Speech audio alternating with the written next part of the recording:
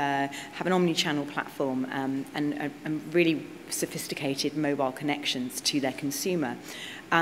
And that's a big job. That, you know, they're all putting a lot of investment in it. It's taking about 3 to 5 years for most strategies to run their course, and they've really only just started, some retailers doing that. So building that up is hard work. It's a lot of background work, but meanwhile, a lot's changing on the retail scene. And it's time to look at, you know, what else they need to ramp up really while they're building that infrastructure. So in our Global Retail Trends talk today, I'm going to look at some approaches to those other things. So I'm going to talk to you a little bit about how we think retail is relocating and where it's relocating to. That's, we're going to really explore a more transient consumer and how to find them and market and trade with them. I'm going to talk to you a little about impulse shopping and how impulse has completely changed, really. You know, we shop very differently now for all sorts of reasons, and we act on impulse, but impulse is a very different emotion in us when it comes to shopping. I'm going to take a look at something called the new lifestyling. So that's about what's happening to in-store presentation at the moment, and how the live-like consumer is really changing the way we look at stores. And I'm going to mention the attention economy, which is how to tap into shoppers' growing appetite for culture and experience around what they do in stores and how they shop. So where's retail today? Well, we all know consumers are mobile, and we all know retail is no longer just in store. But it's not just online either. Instead, retail is wherever we are, shoppers. In other words, the shopper has become the point of sale, and there's a need to reposition retail to be closer to wherever we're shopping, whether we're working, whether we're just living our life at home or out playing somewhere, in bars or in the theatre or whatever it does that we, whatever we're doing that we enjoy from a hobby point of view or a lifestyle point of view. And that's why we're seeing a lot of smarter retailers and brands reaching out to relocate and recalibrate their offer to put it directly in the path of this here and now shopper. So we're going to take a look at how you can tap into opportunities presented by that, how to retail in the gaps, the relevant gaps on the path to purchase that's changed, and how to provide a shopper with fantastic on-the-go service. So we're going to have a look at some retailers who are doing all those things. As a world, we're urbanising. Demographics are important in retail and retail strategy because obviously they change how we live our lives and how we shop. What we're finding is that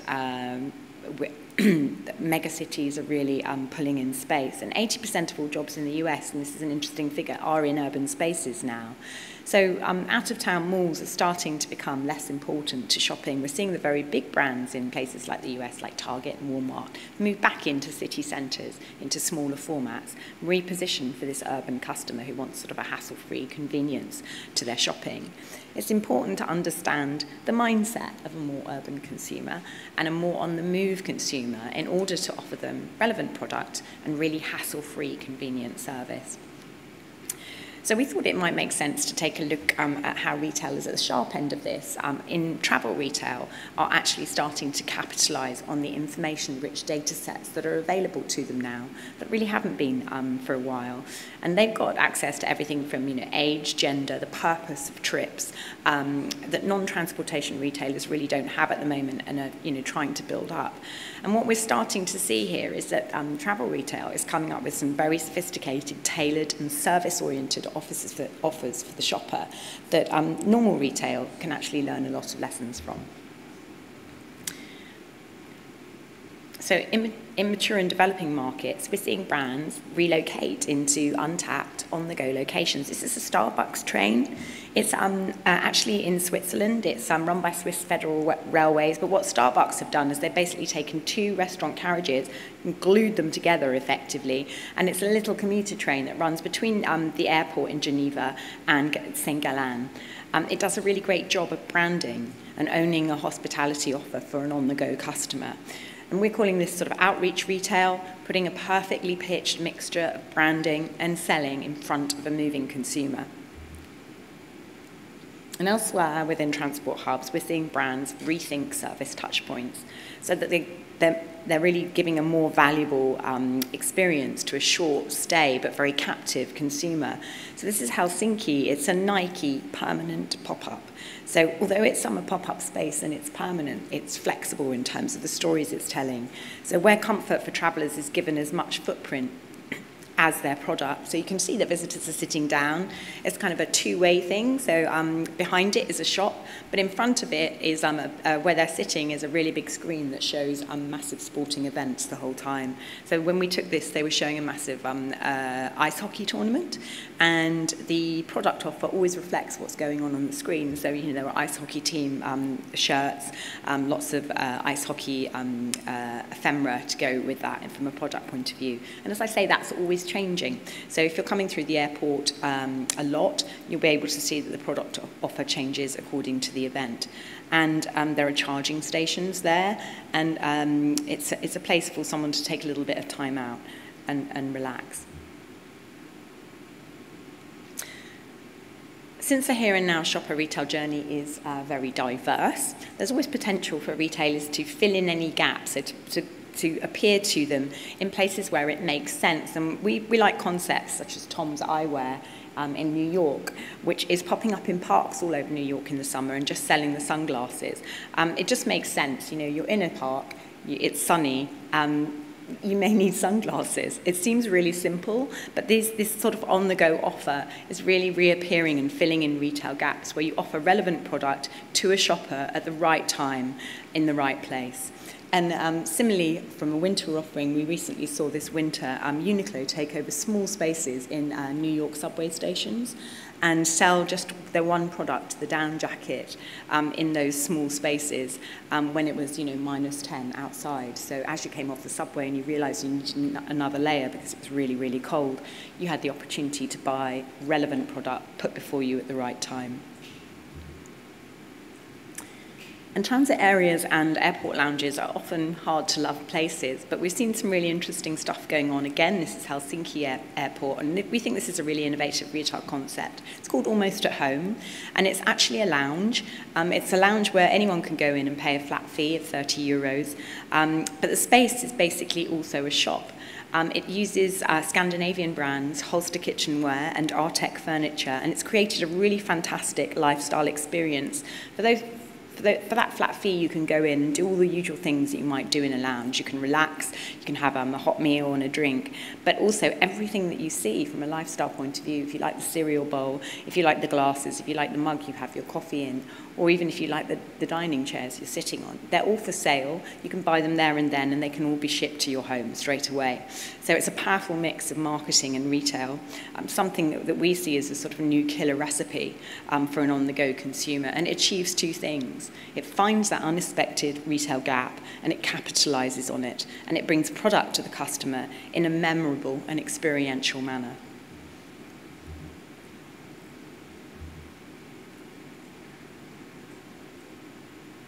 Here's another neat on-the-go service idea for a traveller, and this is from shirt retailer Thomas Pink. This is just about to go into their new Heathrow Terminal 2 store opening in June. It demonstrates an in-store tabletop screen, and it shows what colours and shapes are currently trending worldwide. And you can put in where you're going, your destination, your flight, and it'll come up with information like what the climate is like in that destination, what the best-selling shirt is in that destination, colour-wise, shape-wise, and if you haven't packed the right clothes, if you're a guy who's perhaps, you know, got caught out by the weather, hasn't done his due diligence on where he's going, you can order it on the spot and have purchases urgently shipped to your end destination. Another example of on-the-go service for time-pressed executives. And increasingly, the on-the-go customer needs space. They need space to both work and recharge equipment. And we're seeing smart retailers relocating and upscaling their service offer to increase footfall. That's because, you know, you need a destination reason to go to most retailers now, because you can buy pretty much any product online. And this is a Thai digital company, True, who opened what they called this urban park space in Bangkok. It has Wi-Fi surface stations, comfortable home lounge styling, and this is a branded space which offers charging And we really like the pods. They look like light fittings, but actually you can pull them down and have a very private sort of business conversation. They're sound booths that come down over your head. So discreet, slightly retro and cute. And they're really developing these. They've found a lot of use for them, and they drive destination traffic to their stores. As e-commerce continues to grow and retailers ponder just how to utilise redundant store space, it's going to be around service offers like this one that they'll be looking to drive footfall. So it's worth considering service options that make your store a go-to destination for something other than just product. In an innovative collaboration between Delta Air and beverage provider On The Go and Management, recently 3 airports in the States have been completely refurbished. And this one is LaGuardia, and they put in 7,000 iPads around the Delta the gates. They took out those horrible orange bucket chairs that we're also used to in rundown airports. And the gate area, which is unloved and unretailed in pretty much, has now been completely transformed. They put in very high tables with high stools, put 7,000 iPads around them, and then you can arrive at the gate early, put in your flight number, and it will tell you of all the restaurants surrounding the gate where you can order from given how much time you have, and then you can order and then it will be delivered, your food will be delivered to you at the point where you ordered it, so at your seat. You don't actually have to leave the gate. It's been very, very popular, and actually Chicago Airport is having this put in, Toronto and Minneapolis already has it. Retailers could easily tap into this sort of redundant downtime space in transport hubs and elsewhere to maximise selling opportunities and locate consumers that were previously thought unreachable. And it's a very pragmatic, little easy, simple offer along the same lines. This is John Lewis on the left of the slide, which is a UK department store, very successful UK department store, very much about a sort of trusted, reliable service offer. And they put in these little in-store charging stations for mobile devices. They're little lockers that can be locked away, so you know absolutely that your phone's secure. You get 30 minutes worth of free charging, and obviously while you're waiting around for your phone to juice up, you're probably shopping, so they certainly probably pick up a lot of extra add-on sales from offering this service. And on the other side of the slide, you've got Kate Spade's new digitally savvy younger brand Saturday installing charging stations at its cash points in their store. Now, these kind of little services, particularly at the moment charging, it makes some stores destinations, just as Wi-Fi makes stores destinations nowadays.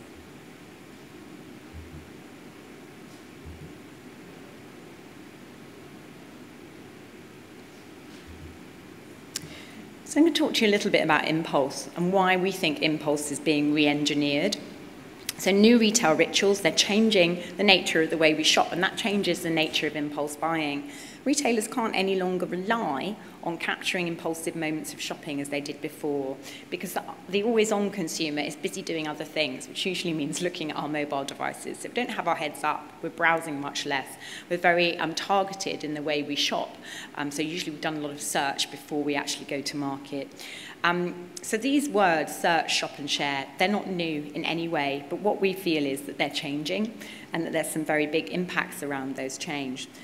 They're still the traditional agents of impulse, but they've been harnessed by the tech and data specialists and very deliberately thought through, in most cases, to add utility and better service into the shopping experience. So search is where we feel some of the biggest changes are likely to occur. Changes that in the long term may have quite a profound and lasting impact on businesses at retail. This is Amazon Flow. It's an image recognition feature incorporated into Amazon's newest shopping app. It's only available in the US at the moment. Flow uses your phone's camera to scan and find items. So think facial recognition, but for objects. You can scan an object through the app. It automatically links to the whole of Amazon's offer and affiliates. So that's, as we know, a vast database. And it calls up that item, showing not just how much it costs, but across those affiliates, who can deliver it to you the fastest, and at what price, and with what sort of service offers around it. Without a doubt, it will facilitate more showrooming, making it even more challenging for stores that compete against Amazon head-to-head on price or in any category space. The reason we put it in, because it's not particularly new, this kind of technology, is the move towards visual search and the importance of visual search, because we really feel that visual search is the next train coming along that will kind of completely change the way the shopper approaches retail.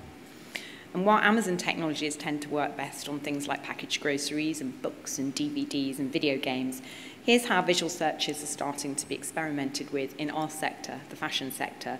This is an app called ASAP 54. It's one of several new visual search apps focused on fashion. Others include ones called The Hunt and Snap Fashion. Its proposition is fashion discovery, and the pain point it addresses is text-based search. So how do you describe the colour of that muted pink biker jacket in a text-based Google search that you want? Here you don't have to. You take a photo of an item you see someone wearing or a colour that you like, and the app will bring up similar items and suggestions from its partner e-commerce sites. And if the tech doesn't work quite in the way you want it, which, to be honest with you, with new tech, generally it doesn't, can be quite clunky. It's not in any way perfect, this technology at the moment. And that's why ASAP 54 have wrapped a service offer around it of personal stylists who can take you into other assortments and other product categories and pull out things that you're looking for. What we say is the important thing about this is that the technology may not be great at the moment, but technology improves fast, as we know. We've all seen it happen over the last 5 years. And we think that visual search will totally transform the way shoppers shop in the future. And another technology that will affect shopping and the way we market to our consumers is iBeacons. They help retailers invent a new ritual of meet and greet at the store door. They offer a bespoke and personalised service, discounts, or a curated product offering or tour around a store. This is the next generation of geofencing. It's got real potential for physical retail because it allows you to know who's coming into your store, just as the online part of the business now allows you to track a browser. The beacons, effectively transmitters that use Bluetooth technology, are placed strategically in-store and make it possible to fill in data holes and then use start to market and talk to the customer relevantly while they're in store. There's some real momentum in take-up of this technology. Apple have installed iBeacons in all their stores, their own iBeacons. But in the US, significantly, Macy's, who are a very technology-forward department store retailer, and American Eagle Outfitters are both trialing this technology and have both extended these trials.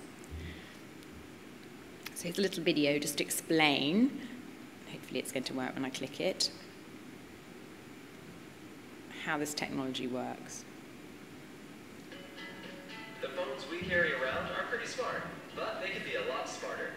For example, they can connect to a server in another part of the world, but they have no idea that you're in a kitchen, in a conference room, or shopping at your favorite retail store.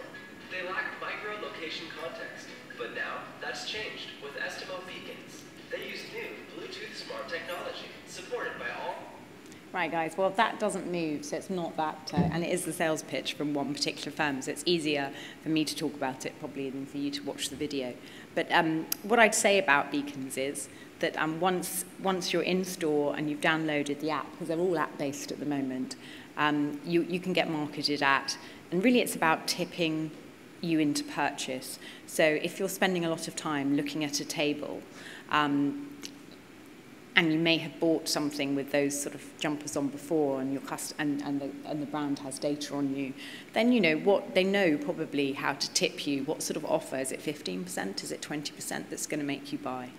So it's a new type of shopping where you're being directly marketed to, and it's sort of right time intervention for the shopper in store at the time with a relevant offer. So I've talked about relevancy already today, about putting the right sort of messaging or the right kind of product in front of a shopper at the right time. This is about marketing very directly at the right time around a product right in front of them as they are here and now in store.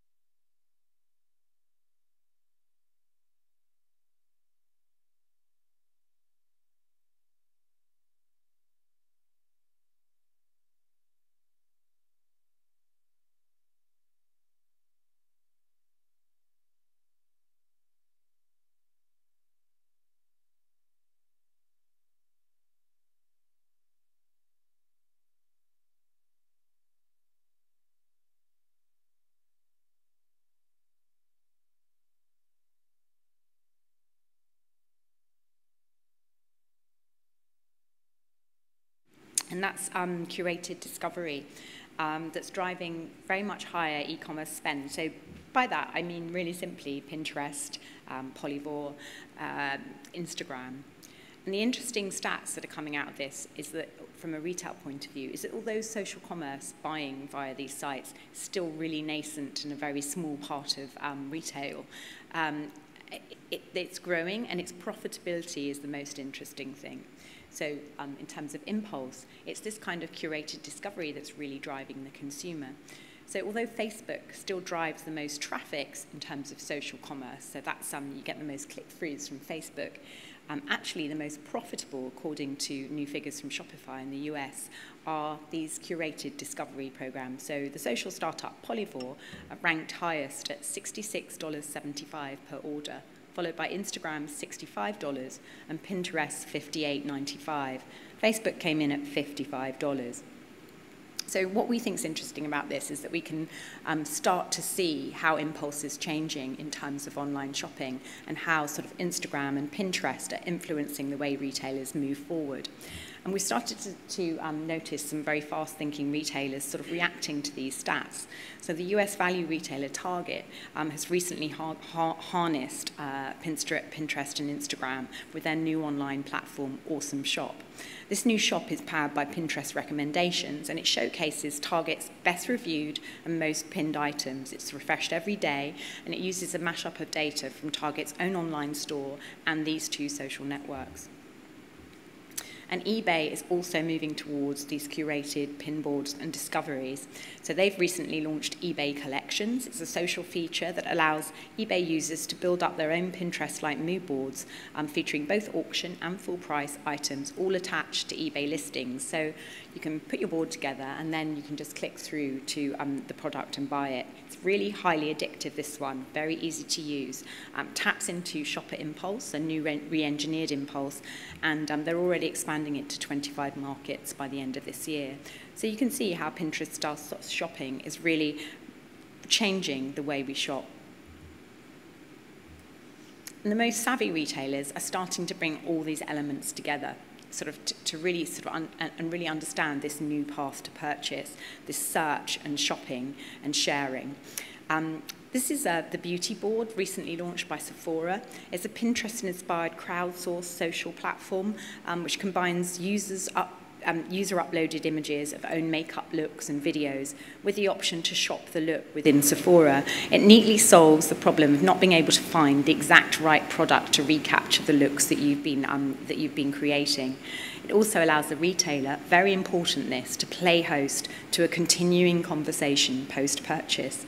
The most interesting thing about Beauty Board from a strategic perspective at retail, we find, is it's really trying to own the customer in a way that only Facebook and Google and Amazon have been able to do in the past. So we're encouraging retailers to think about setting up their own social platforms where they can embrace the customer and keep hold of them within their own remit.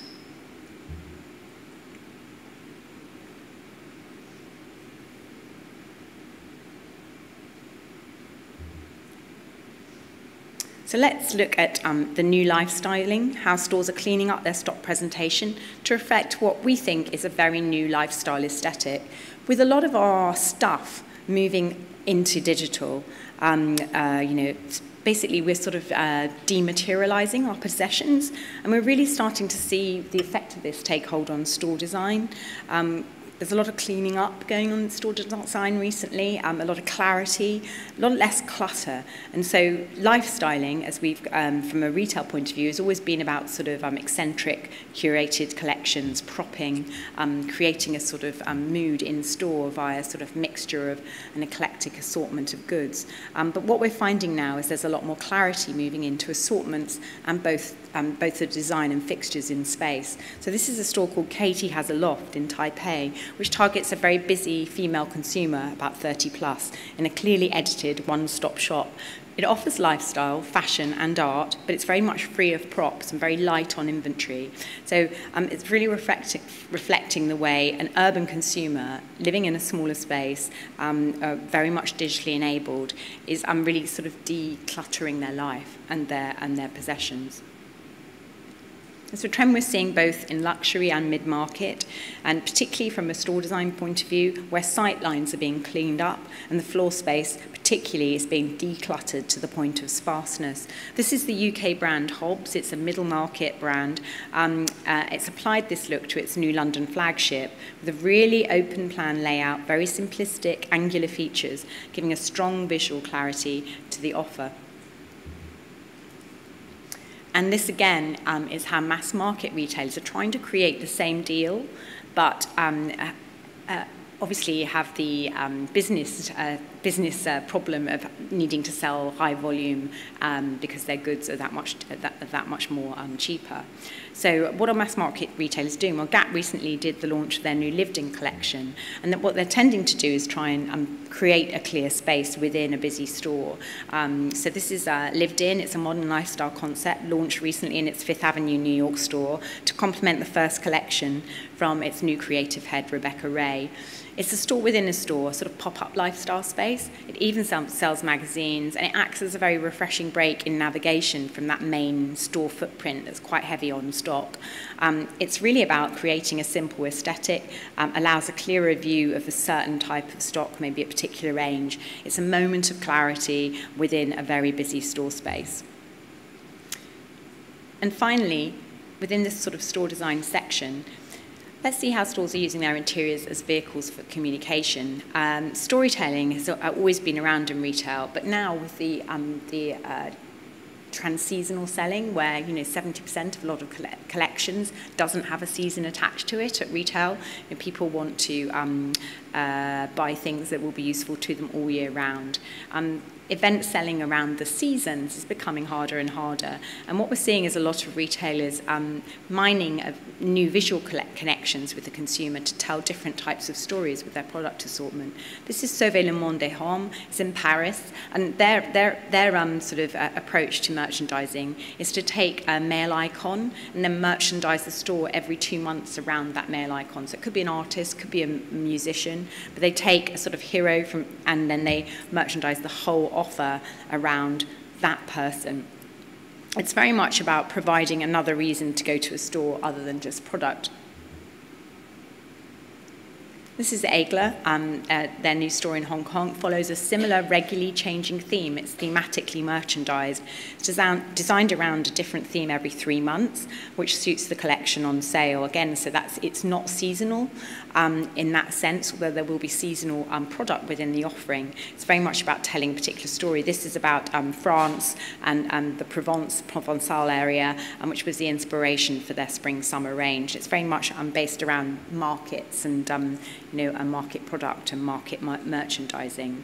So this is a new kind of lifestyle retailing that's not about eclecticism, but it's very honed and focused in on what they're trying to achieve.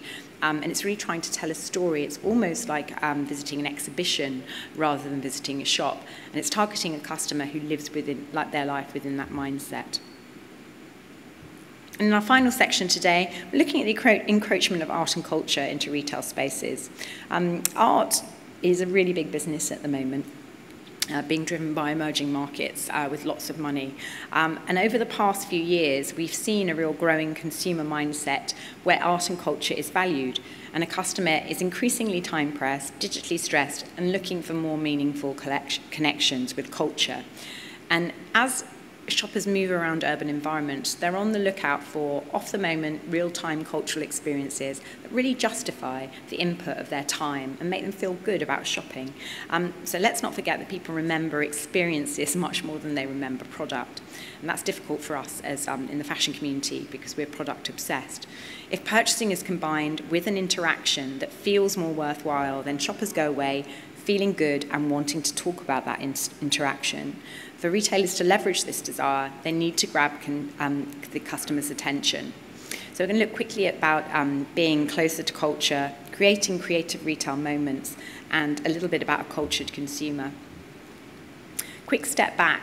We're all familiar with how retail real estate and retailers themselves have used food as a major anchor to increase dwell times and claim customer attention. A recent report from MAPIC, which is the big European real estate conference, stated that most shopping centre developers are now devoting up to 25% of their offer to food and leisure, compared to 5% 15 years ago. And really, that just shows us what we'll go out for. You know, it's not necessarily fashion product anymore that we'll move out of, you know, we'll actually move out of town for, but we will move out of town for great fashion product and a really great food and beverage offer. And stores such as Opening Ceremony in New York, with its Heartbeat Wellbeing Juice Bar, and Shinola, which installed the Smile Newsstand coffee shop in front of its New York store, understand that customers don't want to constantly move at light speed. They want to be offered something other than product. And sometimes what they need is a non-transactional space to act as a de-stressing hub. And where food has led in combining leisure with shopping, we think art and culture is now following. So the art world itself is moving into the coolest new retail spaces, and that's about that money that I talked about earlier. So in London and New York, contemporary galleries are behaving like brands and opening up much more accessible, store-sized and store-positioned galleries adjacent to major fashion hubs. This is the Blaine Southern Gallery in London, which is positioned just behind Regent Street and opposite Vogue House. It's really accessible. You can walk in, and it has very it has sort of like floor to ceiling glass windows, much like a shop window would be. It's a free to enter space as well. It's happening in high fashion footfall areas, targeting the attention of both luxury and mass consumers, keen to mix their shopping expeditions with rewarding cultural pauses. And we're calling this gallery creep.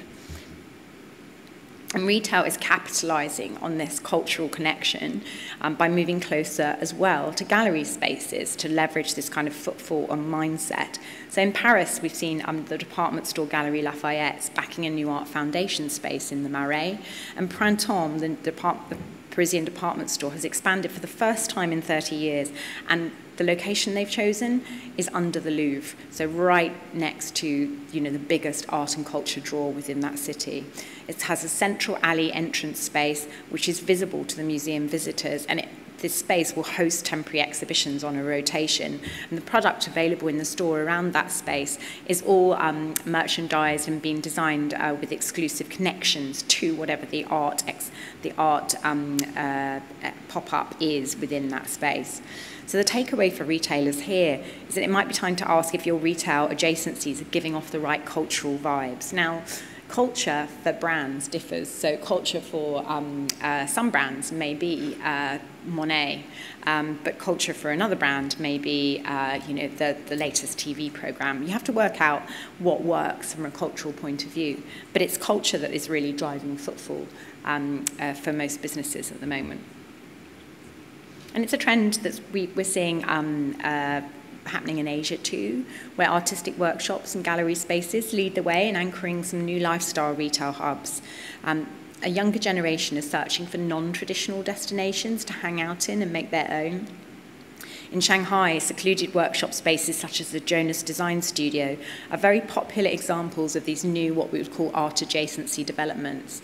Built in a former textile factory, it's located in the more remote downtown Yangpu district, and it's attracting retailers who want to piggyback onto the popularity of these culturally engineered destinations.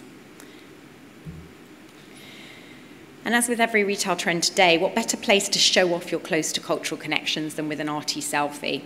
And don't underestimate the power of creative backgrounds such as this.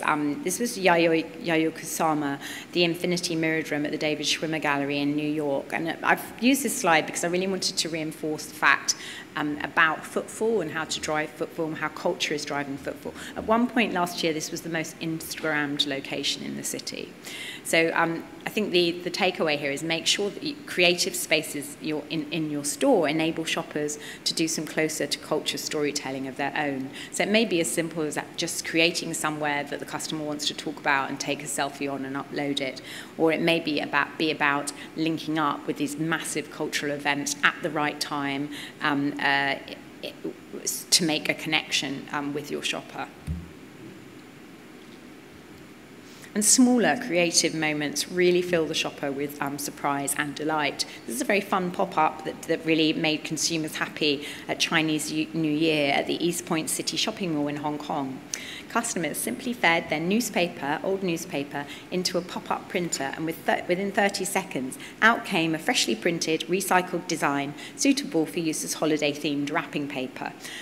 The new sheets were all printed with silkscreen patterns over that old newsprint.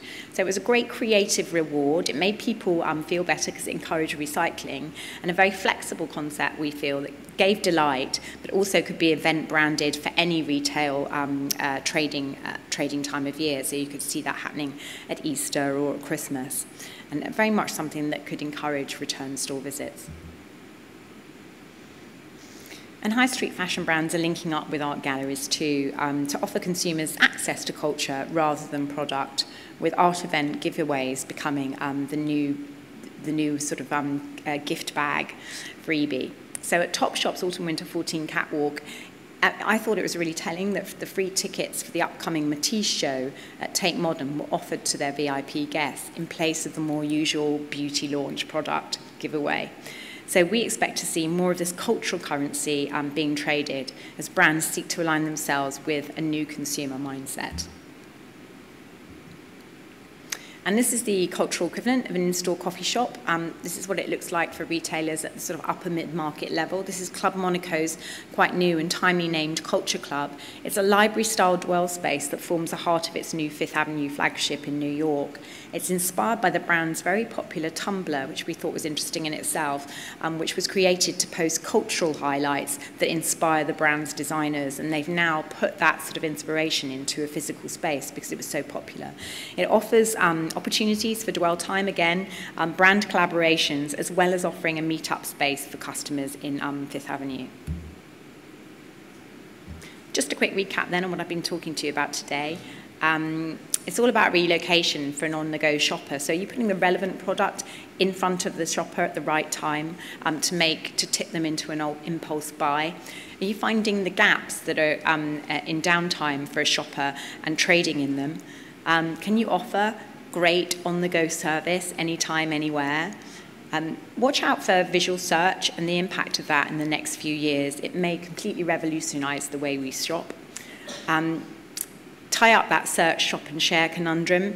Think about the way it's changing and what that means for your business, online and offline. Watch out for cleaned up store environments and the new live-like consumer and how they like to shop and what sort of spaces they like to shop in. And watch out for a move closer to culture and capitalize on that. Think about the events that will mean something and the culture of your own shopper and how you can tap into that to provide them with more meaningful experiences that will drive footfall to your stores. Thank you.